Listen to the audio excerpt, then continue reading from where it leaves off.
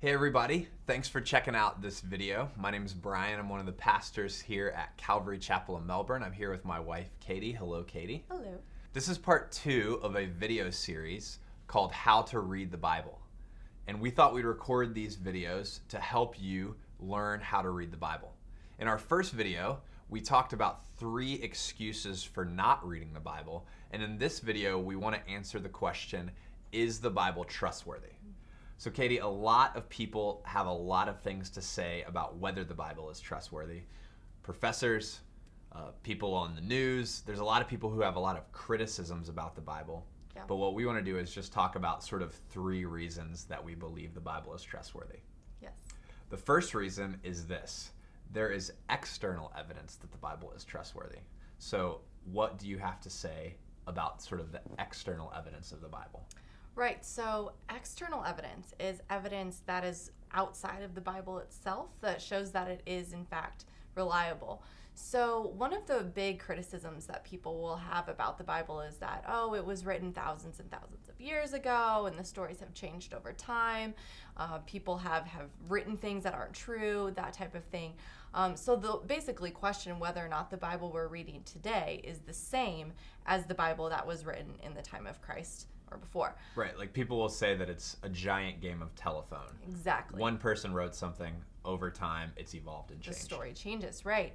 So I think one of the things to remember though is that one of the ways that we can know whether or not a book is trustworthy is by counting the amount of manuscripts, the amount of copies that we have, and then how early those copies were written, how close they were to the original manuscript. Makes sense. So with some other books, some other famous ancient texts that we read, for example, Plato's Republic. That book, we have about 7 manuscripts of Plato's Republic, and it was written around 1,500 years within the original time period. Wow. So that's still a book that we believe is true. We believe that that book we are reading is the same one that Plato actually wrote. Wow. Another good example would be Homer's Iliad. We have around 643 manuscript copies of that book, and they were dated around 500 years of the original.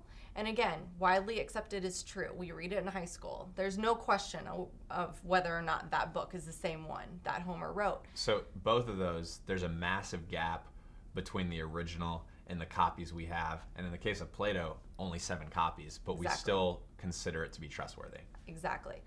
Now the New Testament, on the other hand, we have 5,600 manuscripts. That's a lot. That's a lot of the New Testament, and they're dated within 100 years of the original.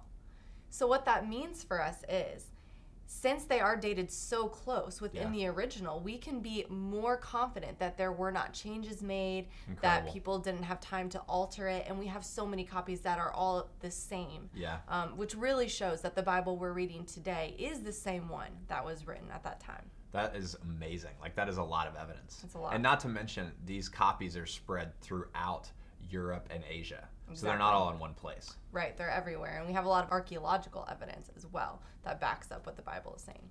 That's awesome. So we've talked about external evidence. Let's talk about internal evidence. What do we mean when we talk about internal evidence?